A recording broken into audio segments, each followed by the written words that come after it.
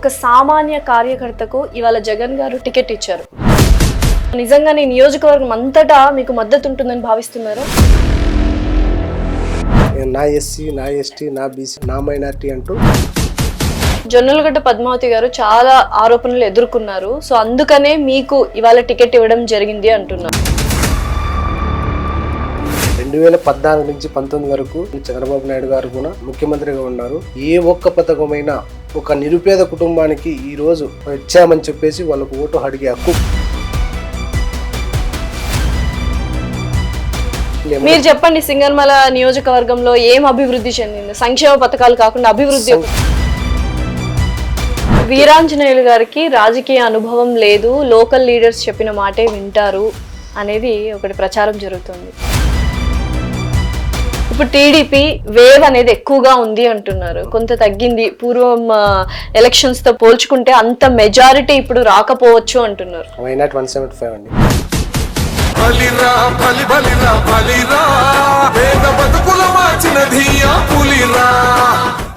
నమస్కారం వీరాంజనేయులు.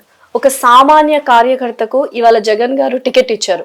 సో నిజంగా నీ నియోజకవర్గం అంతటా మీకు మద్దతు ఉంటుందని భావిస్తున్నారా? ఖచ్చితంగా భావిస్తున్నాను. ఈ ముఖ్యంగా నాలాంటి ఒక సామాన్య కార్యకర్తను కూడా నియోజకవర్గ సమన్వయకర్తగా నియమించిన మన ప్రీతమ నాయకుడు ముఖ్యమంత్రి శ్రీ వైఎస్ జగన్మోహన్ రెడ్డి గారికి, అలాగే నన్ను ఈ స్థాయికి తీసుకొచ్చిన మా ఎమ్మెల్యే శ్రీమతి జొన్నలగడ్డ పద్మావతి గారికి, ఆంధ్రప్రదేశ్ ప్రభుత్వ విద్యా సలహాదారు ఆలూరు సాంబశివారెడ్డి గారికి మనస్ఫూర్తిగా ధన్యవాదాలు తెలియజేసుకుంటున్నాను.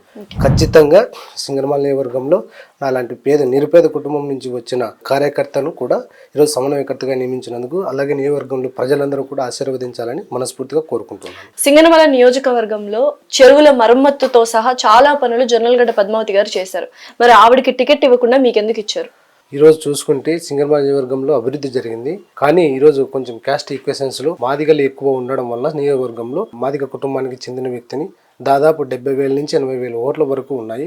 దాదాపు వీళ్ళంతా ఎస్సీ మాదిగలు వీళ్ళంతా ఆశీర్వదిస్తారని చెప్పేసి జగన్మోహన్ రెడ్డి గారు ముఖ్యమంత్రి జగన్మోహన్ రెడ్డి గారు గుర్తించి ఈరోజు నాకు నియోజకవర్గ సమన్వయకర్తగా నియమించడం జరిగింది. మీ నాన్నగారు సర్పంచే, బట్ మీకు ఎటువంటి రాజకీయ అనుభవము ప్రస్తుతానికి లేదు, ప్రత్యక్షంగా లేదు. సో రాజకీయ అనుభవం లేని మీరు ఎమ్మెల్యే అభ్యర్థిగా పోటీ చేసినప్పుడు ఎటువంటి సమస్యలు ఎదుర్కొంటున్నారు అండ్ ప్రజల్లోకి ఎలా వెళ్ళాలనుకుంటున్నారు? ముఖ్యంగా 2013లో మా నాన్న చక్రపేట పంచాయతీ సర్పంచ్గా ఎన్నిక కావడం జరిగింది. అప్పటి నుంచి నేను కూడా మా నాన్న సాయంతోనే నేను కూడా రాజకీయ అనుభవం పొంది ప్రజలందరికీ సేవ చేసుకుంటా వెళ్తూ మా నాన్నతో పాటు నేను కూడా వెళ్ళాను. ఆ అనుభవమే ఈ రోజు కూడా నాకు పనికి వస్తుందని నేను ఖచ్చితంగా భావిస్తున్నాను. సో సింగనమల నియోజకవర్గంలో ఎటువంటి సమస్యలు ఉన్నాయి, వాటిని ఎలా పరిష్కరించాలనుకుంటున్నారు? ఈరోజు సింగనమల నియోజకవర్గంలో దాదాపు బీటీ రోడ్డు కావచ్చు, సీసీ రోడ్స్ కావచ్చు, మొత్తం మా ఎమ్మెల్యే శ్రీమతి జొన్నలగడ్డ పద్మావతి గారు సింగనమల నియోజకవర్గంలో అభివృద్ధి కార్యక్రమాలు చాలానే పూర్తి చేశారు. కెనాల్స్ కావచ్చు, అలాగే బీటీ రోడ్స్ కొన్ని పెండింగ్ ఉన్నాయి. అవన్నీ కూడా పరిశీలించి వాటిని వైఎస్ఆర్ కాంగ్రెస్ పార్టీ ప్రభుత్వం వచ్చిన తర్వాత ఖచ్చితంగా సమస్యలన్నీ కనుక్కొని పూర్తి చేసి నియోజకవర్గ ప్రజలకు కృషి చేస్తానని మనస్ఫూర్తిగా చెప్తున్నాను. సో మీ ప్రత్యర్థి బండారు శ్రావణి గారు 72,000 ఓట్లతో తను ఓట్లు గెలుచుకుంది యాక్చువల్గా చెప్పాలంటే లాస్ట్ టైం. సో అలాంటిది ఇప్పుడు ఆ ఓట్లు పెరిగే అవకాశం కూడా ఉంది అంటున్నారు, ఎందుకంటే కొంత ప్రభుత్వ వ్యతిరేకత అనేది బాగా కనిపిస్తుంది. సో ఆ ఓట్లు పెరిగే అవకాశం ఉంది, తను గెలుపు బాటలో ఉన్నాను అన్న ధీమా వ్యక్తం చేస్తున్నారు బండారు శ్రావణి గారు. దానికి మీరేమంటారు?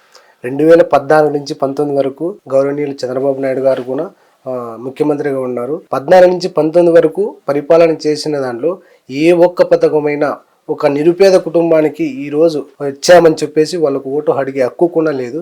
కానీ ఈ రోజు 2019 నుంచి 2024 వరకు మా ముఖ్యమంత్రి శ్రీ వైఎస్ జగన్మోహన్ రెడ్డి గారు రాష్ట్రంలో ఉండే ప్రతి ఒక్క పేద కుటుంబానికి నవరత్నాలలో భాగంగా అమ్మ ఒడి కావచ్చు, ఆసరా కావచ్చు, అలాగే పేదలందరికీ ఇల్లు, ఆరోగ్యశ్రీ, ఇలా రైతు భరోసా, ఇలా దేశ చరిత్రలో ఎన్నడూ లేనంత అభివృద్ధి సంక్షేమ కార్యక్రమాలు జరిగాయి. ఖచ్చితంగా మేము ఈ సంక్షేమ పథకాలు ప్రతి ఒక్క కుటుంబానికి వివరించి మేము నియోజకవర్గంలో వైఎస్ఆర్ కాంగ్రెస్ పార్టీ జెండా ఎగరేస్తామని చెప్తున్నాను. ఒకవేళ మీరు ఎమ్మెల్యే అయితే ఫస్ట్ చేపట్టాలనుకున్న కార్యక్రమం ఏంటి, ఏం చేయాలనుకుంటున్నారు, సమస్య ఏంటి, ఎలా పరిష్కరించాలనుకుంటున్నారు? ఆల్రెడీ 2019 నుంచి 24 వరకు సంక్షేమ పథకాలు కూడా ప్రతి ఒక్క సంవత్సరము కంటిన్యూ చేస్తూ ఉన్నారు. నేను వచ్చిన తర్వాత కూడా నేను ఒకవేళ 2024లో ఎమ్మెల్యేగా ఎన్నికైతే ఖచ్చితంగా నియోజకవర్గంలోని ప్రజలందరి సమస్యలకు పరిష్కరించి ప్రజలకు అందుబాటులో ఉండి వారి సమస్యలు ఏమేమి చెప్తారో ఆ సమస్యలు గుర్తించి ఖచ్చితంగా వారితో ముందుకు సాగిపోయేలా చేస్తారని నేను హామీ ఇస్తున్నాను. సో జొన్నలగడ్డ పద్మావతి గారు చాలా ఆరోపణలు ఎదుర్కొన్నారు. సో అందుకనే మీకు ఇవాళ టికెట్ ఇవ్వడం జరిగింది అంటున్నారు. అలాంటిది ఏం లేదండి, ఎటువంటి ఆరోపణలు లేవు. అవేమి నిజం కాదంటారా? నిజం కాదండి, ఏదో రాజకీయంగా చెప్తున్నారు కానీ అలాంటి కేవలం సామాజిక సమీకరణల దృష్టిలో మీకు ఇవ్వడం జరిగింది అంటారు. సామాజిక సాధికార న్యాయంలో భాగంగానే నా ఎస్సీ, నా ఎస్టీ, నా బీసీ, నా మైనార్టీ అంటూ మా ముఖ్యమంత్రి శ్రీ వైఎస్ జగన్మోహన్ రెడ్డి గారు ఈ రోజు గుర్తించి నాకు నియోజకవర్గ సమన్వయకర్తగా ఇవ్వడం జరిగింది. సో యూజువల్ గా వైఎస్ఆర్సీపీ పార్టీ వైనాట్ 175 అంటున్నారు. సో దాని గురించి మీరేమంటారు? ఖచ్చితంగా అండి, ఎందుకు వైనాట్ 175 అంటున్నాడంటే మా ముఖ్యమంత్రి శ్రీ వైఎస్ జగన్మోహన్ రెడ్డి రాష్ట్రంలో దాదాపు అంటే 70 సంవత్సరాల స్వతంత్ర కాలంలో దేశ చరిత్రలో ఎన్నడూ లేనంతగా దేశానికి పల్లెలే పట్టుకొమ్మలు అన్నట్లు ఈ రోజు ప్రతి గ్రామ పంచాయతీలో కూడా సచివాలయ వ్యవస్థను ఏర్పాటు చేసి అందులో ఉద్యోగులను నియమించి అలాగే గ్రామంలో ఒక 10 మంది 15 మంది వాలంటీర్లను ఏర్పాటు చేసి ఈ రోజు ప్రజలకు ప్రతి ఒక్క కుటుంబానికి వారికి మంచి జరిగేలా చేస్తున్నాడు. ఖచ్చితంగా ఎందుకు రాదండి, ఈ రోజు వైనాట్ 175 అనడానికి మాకు ఇదే. సో వాలంటీర్ల మాట తీసుకొచ్చారు కాబట్టి వాలంటీర్లు కొంత అసంతృప్తితో ఉన్నారు అని వింటున్నాము. అండ్ వాలంటీర్లు ప్రభుత్వ పనులు కాకుండా పార్టీ పనులు ఎక్కువ చేయించుకుంటున్నారు అని విన్నాము. లేదండి, ఎక్కడ అలా ఉండింటే కూడా ఈ రోజు అవ్వ తాతలు కావచ్చు, అక్క చెల్లెమ్మలు కావచ్చు, ఈ రోజు వాళ్ళ పింఛన్లు కావచ్చు, అమ్మఒడి కావచ్చు, ఆసరా కావచ్చు, ఇలా ఏ పథకం తీసుకున్నా అందులో మహిళలే లబ్ధిదారులుగా ఉన్నారు. ప్లస్ వాలంటీర్లు కూడా దాదాపు కంటే 60% కూడా వాలంటీర్లుగా ఈరోజు మా జగనన్న నియమించాడు. ఎక్కడ ఏం లేదండి, అసలు ఇంతవరకు ఏ వాలంటీర్ల మీద ఎక్కడ ఎటువంటి చర్చ కూడా జరగదు. సో వైఎస్ఆర్సీపీ పార్టీలో ఎక్కువ శాతం రూరల్ ఓటర్లే ఎక్కువ శాతం వాళ్ళకి పాజిటివ్ ఫీడ్ ఇస్తున్నారు, పాజిటివ్ ఫీడ్బ్యాక్ కూడా వస్తుంది. సో పాజిటివ్ గా ఏదైనా ఉందంటే రూరల్ ఓటర్లే అనమాట. సింగనమల నియోజకవర్గంలో రూరల్ ఓటర్లే ఎక్కువగా ఉన్నారు, మొత్తం వాళ్ళే ఉన్నారు. అది మీకు ప్లస్ అవుతుందంటారా? ఖచ్చితంగా ప్లస్ అవుతుందండి. ఈ రోజు దాదాపు నియోజకవర్గంలో 2,45,000 ఓట్లు ఉన్నాయి. దాదాపు అందులో ప్రతి ఒక్కటి తీసుకున్నా కూడా ఎక్కువ రూరల్లోనే ఉన్నారు కాబట్టి ప్రతి ఒక్క కుటుంబం కూడా లబ్ధి పొందింది కాబట్టి ఖచ్చితంగా ప్రజలంతా ఆశీర్వదిస్తారని నేను కోరుకుంటున్నాను. మీరు ఇదివరకు అయితే పాలన చేయలేదు, సో ఇప్పుడు ఎమ్మెల్యే అభ్యర్థిగా ఎంపిక అయ్యారు. సో ఈ 5 ఏళ్లలో జగన్ గారి పాలన, వైఎస్ఆర్సీపీ పార్టీ యొక్క పాలన ఎలా ఉంది అంటే ఏమంటారు? 100కి ఎన్ని మార్కులు ఇస్తారు? ఎలక్షన్ జరగలేదండి, ఎమ్మెల్యేకి ఎన్నిక అవ్వలేదు. ఎలక్షన్ నోటిఫికేషన్ కూడా 2-3 డేస్లో రావచ్చు. ఎలక్షన్ అయిపోయిన తర్వాత ఎమ్మెల్యేకి ఎన్నికైన తర్వాత ఆలోచిస్తానని మీకు తెలియదు. అంటే దానికి ముందు 5 ఏళ్ల పాలన ఎలా ఉన్నింది జగన్ గారిది? ఈ 5 ఏళ్ల కాలంలో జగనన్న నా ఎస్సీ, నా ఎస్టీ, నా బీసీ అంటూ అభినవ్ అంబేద్కర్ గా ఈ రోజు అణగారిన వర్గాలకు అండగా నిలిచారు. ఈ రోజు ఎస్సీ, ఎస్టీ, బీసీ మైనార్టీలకు కూడా ఈ రోజు రాజ్యాధికారం గుర్తించి వాళ్ళకి ఇచ్చి ఈ రోజు ఒక స్థాయిలో నిలబెట్టిన ఘనత మా జగనన్నకే మాత్రమే దక్కుతుందని. బట్ ఎక్కడో కొంత అసంతృప్తితో ఉన్నారు అర్బన్ ఓటర్లు, లేకపోతే అర్బన్ పీపుల్ అందరూ. అభివృద్ధి చేయలేదు, కేవలం సంక్షేమ పథకాల మీదే వైఎస్ఆర్సీపీ పార్టీ నడిచింది. ఒకవేళ ఇప్పుడు గెలిస్తే సంక్షేమ పథకాల వల్ల గెలుస్తుంది కానీ అభివృద్ధి వల్ల అయితే ఏ మాత్రం గెలవదు అంటున్నారు. అది ఎవరో చెప్పారేమో, అది ప్రతిపక్ష పార్టీలు. మీరు చెప్పండి, సింగనమల నియోజకవర్గంలో ఏం అభివృద్ధి చెందింది? సంక్షేమ పథకాలు కాకుండా అభివృద్ధి. సంక్షేమ పథకాలు కాకుండా మా సింగనమల నియోజకవర్గంలో ఈ రోజు చూసుకుంటే సింగనమల నుంచి గార్లదిన వరకు బీటీ రోడ్డు అభివృద్ధి జరిగింది. అలాగే ఇక్కడ బత్తలపల్లి దామాజిపల్లి దగ్గర నుంచి సింగనమల నార్పల్ మండలం మీదుగా నాయనపల్లి క్రాసింగ్ మీదుగా పెద్దపప్పూరు వరకు కూడా బీటీ రోడ్డు జరిగింది. దాదాపు 16 కోట్ల రూపాయలతో జరిగింది. దాదాపు ఎల్లనూరు మండలంలో కూడా బీటీ రోడ్లు వేయడం జరిగింది. అభివృద్ధి అనేది ఖచ్చితంగా చేశాం. సంక్షేమ పథకాలతో పాటు అభివృద్ధిని కూడా వారికి చూపించి వారికి తెలియజేస్తున్నాం. పలాని చోట పలాని దగ్గర అభివృద్ధి జరిగింది, పలాని గ్రామ సచివాలయంలో సీసీ రోడ్లు వేయడం జరిగింది. చాలా చోట్ల కూడా రోడ్లు బాగాలేననే పరిస్థితి వాళ్ళు ప్రతిపక్ష పార్టీలు కూడా ఇంతకుముందు రోడ్లు చూపించి ఏదో బాగాలేదు అది ఏంటంటే వాళ్ళకు కూడా ఈరోజు మా జగనన్న ఖచ్చితంగా బీటీ రోడ్లు వేయాల్సిందే, సీసీ రోడ్లు వేయాల్సిందని చెప్పేసి గడప ద్వారా దాదాపు ఒక గ్రామ సచివాలయానికి 20 లక్షల రూపాయలు ఇచ్చి దాని ద్వారా సీసీ రోడ్లు బీటీ రోడ్లు కూడా వేయడం జరిగింది. సో ఇది వరకు టీడీపీ ఎమ్మెల్యే అభ్యర్థిగా బండారు శ్రావణి గారు ఉన్నారు, ఇప్పుడు కూడా బండారు శ్రావణి గారే ఉన్నారు. సో ప్రజల్లో ఆవిడకి ఏమంటారు చాలా పరిచయాలు ఉన్నాయి, సో తను బాగా మాట్లాడగలదు అని కొంతమంది అంటున్నారు. మీరు కొత్త ప్రజల్లోకి ఇంకా వెళ్ళలేదు, వెళ్తూ ఉన్నారు, ఇప్పుడిప్పుడే స్టార్ట్ చేస్తున్నారు. బట్ అదొక్కటే కొద్దిగా నెగటివ్ అవ్వచ్చు, మైనస్ అవ్వచ్చు, ప్రజల్లోకి ఇంకా వెళ్ళలేదు. బండారు శ్రావణి గారు తెలిసినంతగా వీరాంజనేయులు గారు తెలియదు అంటున్నారు. దీనికంతా కారణం వాళ్ళు ఏదో చెప్పొచ్చు కానీ దీన్ని మీరు ఎలా బ్యాలెన్స్ చేయాలని నేను ఎట్లా చేయగలనంటే ఈ రోజు మా జగనన్న ఇస్తున్న సంక్షేమ పథకాల గురించి నేను వాళ్ళకి తెలియజేస్తున్నా. ఆటోమేటిక్ గా ఈ సంక్షేమ పథకాలు తెలియజేయడం ద్వారా నన్ను వాళ్ళు గుర్తిస్తారని చెప్పేసి నేను కోరుకుంటున్నాను. ఓకే, ప్రచారాలన్నీ ఎలా సాగుతున్నాయి బాగానే ఏంటి? సాగుతున్నాయండి. ఇప్పుడు టీడీపీ వేవ్ అనేది ఎక్కువగా ఉంది అంటున్నారు, కొంత తగ్గింది పూర్వం ఎలక్షన్స్ తో పోల్చుకుంటే అంత మెజారిటీ ఇప్పుడు రాకపోవచ్చు అంటున్నారు. వైనాట్ 175 అండి. ఇది ప్రాక్టికల్ గా వర్కౌట్ అవుతుంది అంటారా? వైనాట్ 175 మా జగనన్న చెప్పాడు కాబట్టి ఖచ్చితంగా అవుతుంది. 175కి 175 వస్తాయంటారా? ఖచ్చితంగా మా జగనన్న చెప్తున్నాడు. ప్రతి ఒక్క ఇప్పటికే 4 సిద్ధం సభలు కూడా పూర్తి చేశాము. ఇంకా రాబోయే కాలంలో కూడా నోటిఫికేషన్ ఇచ్చిన తర్వాత మా జగనన్న కూడా ప్రచార భాగంలో బయలుదేరి. మరి ఎలక్షన్స్ తర్వాత నేను వస్తాను 175కి 175 రాకపోతే మళ్ళీ మిమ్మల్ని ఇదే ప్రశ్న వేస్తాను, 174 వచ్చినా కూడా మిమ్మల్ని ఇదే ప్రశ్న వేస్తాను. ఖచ్చితంగా అండి. డెఫినెట్లీ. ఇప్పుడు టీడీపీ జనసేన అండ్ కూటమిగా మారింది, సో వాటి వల్ల కొంత ఓట్లు చీలే అవకాశాలు ఉన్నాయంటారు? ఏం లేదండి, వారు కనీసం అదే పేద ప్రజలకు నేను పలానా మంచి చేశాను, పలానా పథకం ఇచ్చాను, పలానా అభివృద్ధి చేశాను అని చెప్పుకునే స్థాయి కూడా లేదండి. చంద్రబాబు నాయుడు గారు ఎటువంటి అభివృద్ధి, ఎటువంటి సంక్షేమ పథకాలు ఇవ్వలేదంటారు? 2014 నుంచి 19 వరకు ఇచ్చింటే ఈ రోజు వాళ్ళు ఆ పథకాలు చెప్పుకొని కూడా అభివృద్ధి పేరు చెప్పుకొని కూడా ఈ రోజు ఓటు అడిగేవాళ్ళు. వారు పొద్దున్న లేచి నుంచి మీటింగ్లు పెట్టినప్పటి నుంచి మా జగనన్నను తిట్టడమే తప్ప వారికి మన ప్రజలకు పలానా అభివృద్ధి కార్యక్రమం చేశాము, పలానా సంక్షేమ పథకం ఇచ్చాము, నాకు ఓటేయండి అని చెప్పేసి ఒక్కరన్నా రాష్ట్రంలో ఏ ఎమ్మెల్యే అభ్యర్థి అయినా కూడా ఈరోజు అడగడం లేదనేది.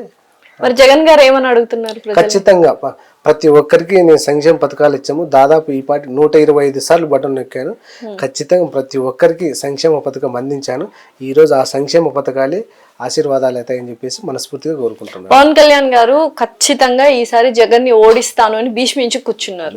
ఆయనకి 24 అన్నారు, ఇప్పుడు 21 సీట్లు వస్తున్నాయి. అసలు ఏం జరుగుతుంది అక్కడ? ఆయన గాయత్రి మంత్రం అన్నారు 24, మళ్ళీ 21 తగ్గింది, బహుశా మరీ కూడా తగ్గచ్చు. మేము అవన్నీ ఆలోచన చేయలేదు. మేము వైఎస్ఆర్ కాంగ్రెస్ పార్టీ ప్రభుత్వాన్ని ఏర్పాటు చేయడానికి ప్రజల్లోకి వెళ్తున్నాము. ఆ సంక్షేమ పథకాలు వివరించి ఖచ్చితంగా గెలిచి మా సింగనమల నియోజకవర్గాన్ని మా జగనన్నకి ఇస్తామని చెప్పేసి. సో మామూలుగా బండారు శ్రావణి గారి గురించి ఏం చెప్పాలనుకుంటున్నారు? గెలిచే అవకాశాలు, మీరే గెలుస్తారు అని మీరు అంటున్నారు, బట్ అక్కడ కూడా గెలిచే అవకాశాలు ఉన్నాయి, నేను ఖచ్చితంగా ఈసారి గెలుస్తానని ఆవిడ కూడా శబ్దాల మీద శబ్దాలు చేస్తున్నారు. సో ఆవిడకి మీరు ఇచ్చే సమాధానం ఏంటి? ఆవిడ గురించి ఏమైనా మాట్లాడాలనుకుంటున్నారు? లేదండి, నా ప్రయత్నంలో భాగంగా నాకు సామాన్య కార్యకర్తగా ఇచ్చారు కాబట్టి నేను ప్రజల్లోకి వెళ్తున్నాను, ప్రజలతోనే మమేకం అవుతున్నాను. నేను కొన్ని పట్టించుకోకుండా నా పని నేను చేసుకుని వెళ్తున్నాను. ఏదో చెప్పడము చేయడం అని కాదు, ఎగ్జాక్ట్లీగా నా మీద చాలా బాధ్యత పెట్టారు. ఆ బాధ్యతను మోస్తూ ప్రజలందరికీ దగ్గర చేరువయ్యి వాళ్ళందరికీ ఏదైనా సమస్యలున్నా వాళ్ళన్ని సమస్యలన్నీ తీసుకొని రేపు పొద్దున దేవుడు ఆశీర్వదించి మా జగనన్న చెప్పినట్టుగా నాలాంటి సామాన్య కార్యకర్తకు ఎమ్మెల్యేగా ఎన్నికైతే ఈ ప్రతి ఒక్కరికి సేవ చేసుకోవాలనేది నా ఆలోచన. వీరాంజనేయులు గారికి రాజకీయ అనుభవం లేదు, లోకల్ లీడర్స్ చెప్పిన మాటే వింటారు అనేది ఒకటి ప్రచారం జరుగుతుంది, దానికి మీరేమంటారు? లేదండి, అది ఎవరు ఒట్టి మాటలు చెప్పారు కానీ ఖచ్చితంగా నేను 2013 నుంచి 19 వరకు దాదాపు 2011 పార్టీ స్థాపించినప్పటి నుంచి నేను పని చేస్తూనే ఉన్నాను.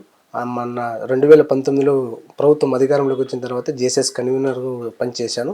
దాదాపు అంటే పార్టీ పెట్టినప్పటి నుంచి పార్టీ కోసం తిరుగుతున్నాను, పార్టీ ప్రచార కార్యక్రమాల్లో కూడా పాల్గొంటున్నాను. బహుశా వారికి తెలియకపోవచ్చు, ఒకవేళ నన్ను ఐడెంటిఫై చేయకపోవచ్చు. ఖచ్చితంగా నేనైతే మా జగనన్న ప్రభుత్వం మీద పూర్తిగా విశ్వాసం పెట్టుకొని ఈరోజు పని చేసుకుంటూ పోతున్నాను. 2019 ఎలక్షన్స్ ఏవైతే ఉన్నాయో అలాగే ఇప్పుడు 2024 ఎలక్షన్స్ ఉండదు ఖచ్చితంగా, ఎందుకంటే ప్రభుత్వ వ్యతిరేకత అనేది పెరిగింది వైఎస్ఆర్సీపీ పార్టీ మీద అని అంటున్నారు. ఎక్కడ పెరిగిందండి వ్యతిరేకత? ఏ రకంగా పెరిగిందని చెప్తారు వాళ్ళు? ఆన్సర్ చెప్పలేకున్నారు. ఊరి వ్యతిరేకత అంటున్నారు కానీ ఫలానా వ్యతిరేకత అనే విషయం తెలియజెప్పలేకున్నారు. ఊరిక చెప్తున్నారు కానీ వ్యతిరేకత అనేది ఫలానా విషయం ఉందో వ్యతిరేకత అనేది విషయం చెప్పాలా? సంక్షేమ పథకాలు ఇచ్చి ప్రజల్ని సోమరిపోతుల్ని చేయడం తప్పితే వైఎస్ఆర్సీపీ పార్టీ జగన్ గారు ఏమీ చేయలేదు అని చాలా మంది విమర్శిస్తున్నారు. ఈ రోజు మా జగన్ ఇచ్చే సంక్షేమ పథకాలు ఏ పథకం అన్నా తీసుకోండి, ఆ పథకంలో ఖచ్చితంగా మహిళా లబ్ధిదారులే ఉన్నారు. వాళ్ళు ఈరోజు వాళ్ళ కాళ్ళ మీద వాళ్ళు నిలదొక్కోవడానికి మంచి అవకాశం ఇచ్చాడు మా జగనన్న. వాళ్ళందరూ ప్రతి ఒక్క పథకం తీసుకుంటూ వాళ్ళ కాళ్ళ మీద వాళ్ళు నిలబడుతూ వాళ్ళ పిల్లల చదువులు చదివించుకుంటూ గొప్ప స్థాయికి చూడాలనుకుంటున్నారు. అందులో భాగంగానే నాడు నేడు స్కూళ్ళ ద్వారా అది పిల్లలకు షూస్ కావచ్చు, బ్యాగులు కావచ్చు, బుక్కులు కావచ్చు, ఇలా ఏదైనా కూడా ప్రతి ఒక్క కుటుంబానికి, రాష్ట్రంలోని ప్రతి ఒక్క కుటుంబానికి మంచి చేసుకుంటూ పోతున్నాడు. ఈ రకంగానే ప్రతి ఒక్కరు కూడా మా జగనన్నను చూసి ఖచ్చితంగా ఓటేసి 2024లో ముఖ్యమంత్రి చేసుకుంటారని నేను కోరుకుంటున్నాను. బట్ మీరు ఖచ్చితంగా జగన్ గారు ముఖ్యమంత్రిని చేయించుకుంటామని మీరు అందరూ ఎలా అయితే అనుకుంటున్నారో, జగన్ గారిని ముఖ్యమంత్రిని కానివ్వము అని అటు టీడీపీ, జనసేన, కాంగ్రెస్, బీజేపీ భీష్మించు కూర్చున్నాయి. ఎట్టి పరిస్థితుల్లో అవ్వనివ్వము అని చెప్పి వారు అదే చెప్తున్నారు. సో ఒక్క సింగిల్ పార్టీ ఎదురొడ్డి వాళ్ళని గెలుస్తుందంటారా? తోడేళ్ళ గుంపు వస్తుందండి, మా జగన్ అన్న ఒక్కడే. ఈ సినిమా డైలాగులు వినడానికి బానే ఉంటాయండి, బట్ రాజకీయ పరంగా వాస్తవంగా అది వర్కౌట్ అవ్వదు కదా. ఖచ్చితంగా అండి వర్కౌట్ అవుతుంది. ఈరోజు మా జగన్ అన్నను ఢీకొట్టడానికి అంతమంది ఎందుకు ఏకం కావాలండి? ఈరోజు మా చంద్రబాబు నాయుడు అభివృద్ధి చేసింటే, సంక్షేమ పథకాలు ఇచ్చింటే ఒక్కడే రావచ్చు కదా. ఈరోజు జనసేనను కలుపుకున్నాడు, బీజేపీని కలుపుకున్నాడు, ఇన్ని ఇతర పార్టీలను కూడా కలుపుకోబోతున్నాడు. అంటే మా జగన్ అన్నకు ఒక్కడే వచ్చి సింగిల్ గా పోటీ చేయలేకపోతున్నాడు. దట్ ఈస్ మా జగన్ అన్న. సో మొత్తానికి కుటుంబ నేపథ్యం ఏంటండి మీది? మా కుటుంబ నేపథ్యం వచ్చేసి మా నాన్న సర్పంచ్ గా పనిచేశారు. ప్రస్తుతం కూడా సింగిల్ విండో డైరెక్టర్ గా సొసైటీకి చేస్తున్నారు. నేను వచ్చేసి నా పేరు ఎం వీరాంజనేయులు. నేను ఎంఏ బీఈడి చదివాను. మా మిస్సెస్ కూడా ప్రస్తుత రాష్ట్ర నాటక అకాడమీ చైర్మన్ ప్రమీల గారు కొనసాగుతున్నారు. ఆమె కూడా బీకామ్ కంప్యూటర్స్ పూర్తి చేశారు. అలాగే నాకు ఒక కుమారుడు కూడా ఉన్నాడు. చాలా నిరుపేద కుటుంబం నుంచి వచ్చామండి. చదువుకోవడానికి కూడా చాలా ఇబ్బందులు పడిన కాలం. ఒకసారి యూనివర్సిటీలో కూడా నాకు ఎస్వి యూనివర్సిటీ ఛాన్స్ వచ్చింది. ఒకసారి ఆంథ్రోపాలజీ చేయడానికి, ఎంఏలో ఆంథ్రోపాలజీ చేయడానికి కూడా చాలా కష్టపడ్డాను. జస్ట్ ఒక ఫీజు కట్టడానికి కూడా చాలా ఇబ్బంది పడ్డాను. కానీ అనంతపూర్లోనే ఎస్కే యూనివర్సిటీ అనుబంధ కాలేజీలోనే ఎంఏ పూర్తి చేశాను. ఇంటర్ కాలేజీలో బీఈడి కూడా పూర్తి చేశాను. అక్కడి నుంచి ఇంకా నా ప్రయాణం మా నాన్న సర్పంచ్ అయితేనే మా నాన్న ద్వారా నేను కూడా మా నాన్నకి సపోర్ట్గా ఉండి ఇలాగే రాజకీయాల్లో కొనసాగుకుంటూ వస్తున్నాము. ఎస్పెషలీగా మా అక్క కూడా సర్పంచ్గా పనిచేశారు. మా అక్క సర్పంచ్, మా నాన్న సర్పంచ్, ప్రస్తుతం ప్రజల దగ్గర ఆటోమేటిక్గా ఈ రాజకీయ అనుభవం కూడా ఇలా వస్తుందని చెప్పేసి నేను అనుకుంటున్నాను. బయట వారికి కూడా ఇది తెలియజెప్పాలని, అలాగే దేవుడు ఆశీర్వదించి 2024 ఎన్నికల్లో గెలిస్తే ఖచ్చితంగా ఈ అనుభవం కూడా పూర్తిగా నాకు అవసరం అవుతుందని నేను కోరుకుంటున్నాను. 2019 ఎలక్షన్స్ అప్పుడు మీరు జొన్నలగడ్డ పద్మావతి గారు గెలుపు కోసం పనిచేశారు. మరి ఆ వర్గం ఇప్పుడు మీకు పనిచేస్తుందా? ఖచ్చితంగా పనిచేస్తుందండి. మొత్తం ఎక్కడ ఆ ఎన్ని వర్గాలు ఉన్నా అన్ని వర్గాలు కూడా కలుపుకొని పోతాము, సమన్వయం చేసుకొని పోతాము. ప్రతి ఒక్కరి దగ్గరికి వెళ్ళాను, ఇప్పుడు కూడా వెళ్తున్నాను. దాదాపు అంటే 1.5 month అవుతుంది. పూర్తిగా నియోజకవర్గంలోనే పర్యటిస్తున్నాను, ప్రతి ఒక్కరిని కలుస్తున్నాను. రాబోయే ఎన్నికలు అందరినీ గుంపుగా చేసుకొని నా విజయం కోసం పోరాడతానని నేను మనవి చేస్తాను. జగన్ గారికి ఏం చెప్పాలనుకుంటున్నారు అండ్ ప్రజలకు ఏం చెప్పాలనుకుంటున్నారు? మా జగన్ గారే చెప్తున్నారు వైనాట్ 175 అని. ప్రజలందరికీ సేవ చేసుకునే భాగ్యం నాకు కలిగినందుకు. సో మీ నియోజకవర్గ ప్రజలకు ఏం చెప్పాలనుకుంటున్నారు? మా నియోజకవర్గ ప్రజలందరికీ, నాలాంటి సామాన్య కార్యకర్తగా ఉన్న ప్రజలందరికీ సేవ చేసుకోవడానికి అవకాశం వచ్చింది. నేను అసలు ఊహించలేదు నాకు ఇలాంటి అవకాశం వస్తుందని. కానీ మా ఎమ్మెల్యే జొన్నలగడ్డ పద్మావతి మేడం గారు, అలాగే ప్రభుత్వ విద్యా సలహాదారు ఆలూరు సాంబశివారెడ్డి గారు నన్ను ఈ స్థాయికి తీసుకొచ్చారు.